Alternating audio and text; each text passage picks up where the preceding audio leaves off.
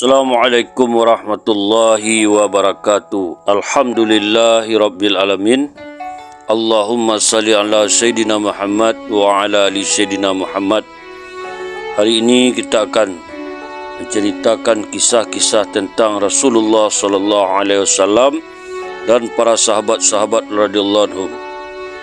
Kisah ini, cerita ini perlu sekali kita mendengar, kerana Nabi dan sahabat ini adalah orang-orang sukses, orang-orang yang bahagia di kehidupan dunia dan di akhirat. Allah Subhanahu Wa Taala telah ridho kepada mereka semua. Untuk itu maka perlu kita mencontoh kehidupan Nabi sallallahu alaihi wasallam dan para sahabat agar kita bisa sukses di kehidupan dunia dan di akhirat. Sebelum kita menceritakan kisah ini, jangan lupa di-subscribe, like, komen dan share konten ini. Kisah tentang surat Hatib bin Abi Balta'ah dikeluarkan oleh Al-Bukhari dari Ali radhiyallahu anhu, katanya Rasulullah SAW mengutus aku dalam suatu jamaah bersama dengan Zubair dan Al-Miqdad radhiyallahu anhu ke satu kebun yang dinamai Kak untuk menemui seorang wanita dan mengambil sepucuk surat dari wanita itu. Kami pun pergi dengan menunggang kuda hingga sampai di kebun itu. Kami menemui wanita itu dan berkata, "Berikanlah surat itu kepada kami." Wanita itu berkata, "Aku tidak mempunyai surat itu."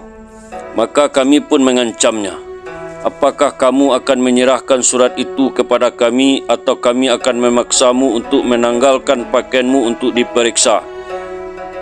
Lalu wanita itu mengeluarkan surat itu di balik rambutnya. Kami pun pulang menemui Rasulullah SAW dengan membawa surat itu. Surat itu telah diterima dari Hatib bin Abu Balta'ah kepada penduduk musyrik Makkah untuk memberitahu mereka mengenai beberapa kegiatan Rasulullah SAW.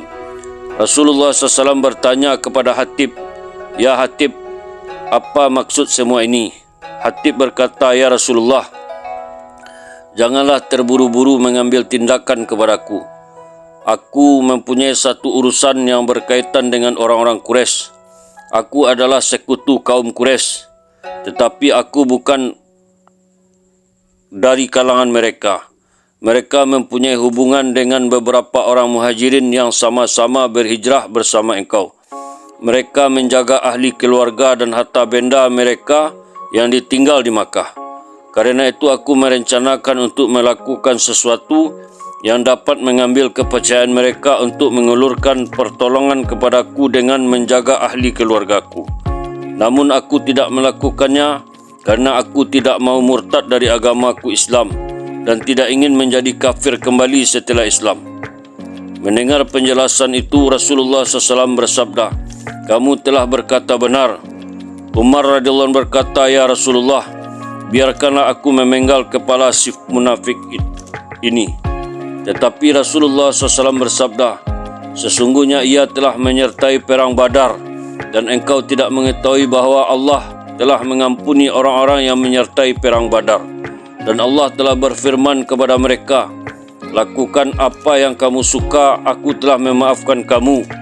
Maka Allah Subhanahu Wa Taala menurunkan wahyu ayat berikut ini. Bismillahirrahmanirrahim. Ya ayyuhalladzina amanu la tattakhidhu aduwi wa aduwakum awliya'a tulquna ilaihim bil mawaddati wa qad kafaru bima ja'akum minal haqq yukhrijuna ar-rasula wa iyyakum an tu'minu billahi rabbikum in kuntum kharajtum jihadan fi sabili wabtigha'a mardati tusirruna ilaihim bil mawaddati wa ana a'lamu bima akhfaytum wa ma a'lantum wa ma yaf'alhu minkum faqad dhalla sawa'as sabil." Artinya, hai orang-orang yang beriman, janganlah kamu mengambil musuhku dan musuhmu menjadi teman-teman setia yang kamu sampaikan kepada mereka berita-berita Muhammad karena rasa kasih sayang, padahal sesungguhnya mereka telah ingkar kepada kebenaran dan datang kepadamu. Mereka mengusir Rasul dan mengusir kamu kerana kamu beriman kepada Allah, Rabbmu. jika kamu benar-benar keluar untuk berjihad pada jalanku dan mencari keredaanku, janganlah kamu berbuat demikian. Kamu memberitahukan secara rahasia berita-berita Muhammad kepada mereka. Karena rasa kasih sayang, aku lebih mengetahui apa yang kamu sembunyikan dan apa yang kamu nyatakan. Dan barang siapa di antara kamu yang melakukannya, maka sesungguhnya dia telah tersesat dari jalan yang lurus. Quran Surah Al-Mumtahanah ayat 60. Dikeluarkan oleh jamaah kecuali Ibnu Majah. At-Tirmizi mengatakan bahawa hadis ini hasan sahih, sebagaimana dalam Isbah. Dalam riwayat Ahmad dari hadis Jabir radhiyallahu anhu menyatakan bahawa Hatib berkata, aku tidak melakukannya kerana khianat terhadap Rasulullah SAW dan tidak juga untuk menjadi seorang munafik. Sesungguhnya aku mengetahui bahawa Allah akan memberi kemenangan kepada Rasulnya dan menyempurnakan tugasnya. Ketika itu aku hanyalah seorang pedagang dari kalangan mereka, di mana ibuku ada bersama-sama dengan mereka. Aku hanya ingin meminta pertolongan mereka. Umar radhiyallahu anhu berkata, apakah aku patut memenggal kepala lelaki ini? Rasulullah SAW bertanya, apakah engkau ingin membunuh seseorang yang telah menyertai perang Badar? Apakah engkau tidak mengetahui bahawa Allah telah menyanjung ahli Badar dan dia telah berfirman, lakukanlah apa yang kamu suka. Maksudnya, walaupun ahli Badar tidak melakukan satu amalan pun, Allah tetap telah mengampuni mereka. Dilanjutkan kisah Umar dengan seorang pencuri. Dikeluarkan oleh Abu Ya'la dari Abu Matar. Katanya, aku melihat seorang lelaki yang dibawa ke hadapan Ali radhiyallahu anhu. Mereka berkata, sesungguhnya ia telah mencuri unta. Ali pun bertanya kepada lelaki itu, aku kira kamu tidak mencurinya. Jawab lelaki itu, aku telah mencurinya. Ya, aku telah mencurinya. Maka Ali radhiyallahu anhu berkata, bawalah ia, Kamar. Ikatlah jari-jarinya dengan kuat dan nyalakan api dan panggil tukang potong untuk memotong tangannya. Kemudian tunggulah hingga aku kembali.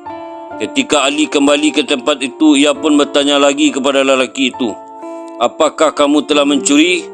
Jawab lelaki itu, ya. Lalu Ali radhiyallahu anhu membebaskan lelaki itu. Mereka pun bertanya, ya Amirul Mukminin, mengapa engkau membebaskannya sedangkan ia telah mengakui kesalahannya? Ali radhiyallahu anhu menjawab, aku telah menghukumnya berdasarkan pengakuannya dan juga membebaskannya berdasarkan pengakuannya. Ali radhiyallahu anhu kemudian menjelaskan, suatu ketika seorang lelaki dibawa menghadap Rasulullah SAW kerana lelaki itu telah mencuri. Kemudian Rasulullah SAW memerintahkan agar tangan lelaki itu dipotong. Setelah itu Rasulullah SAW menangis.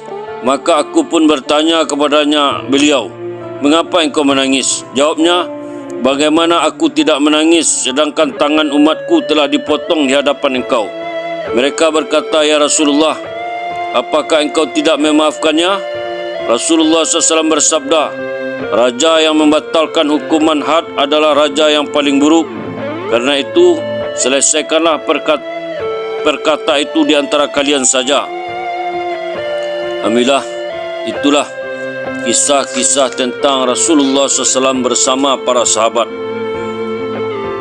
Semoga apa-apa yang kita dengar dapat kita mengamalkan dan menyampaikan kepada ahli keluarga kita, sanak famili kita, kawan-kawan kita, orang kampung kita, dan kepada seluruh umat Rasulullah SAW bahawa kehidupan Nabi dan kehidupan para sahabat adalah kehidupan orang-orang yang diridai oleh Allah SWT. Untuk itu kita berniat untuk mengamalkannya. Kita tutup dengan doa, subhanallah wa bihamdihi, subhanallah wa bihamdika, asyhadu an la ilaha illa anta, astaghfiruka wa atubu ilaik. Assalamualaikum warahmatullahi wabarakatuh.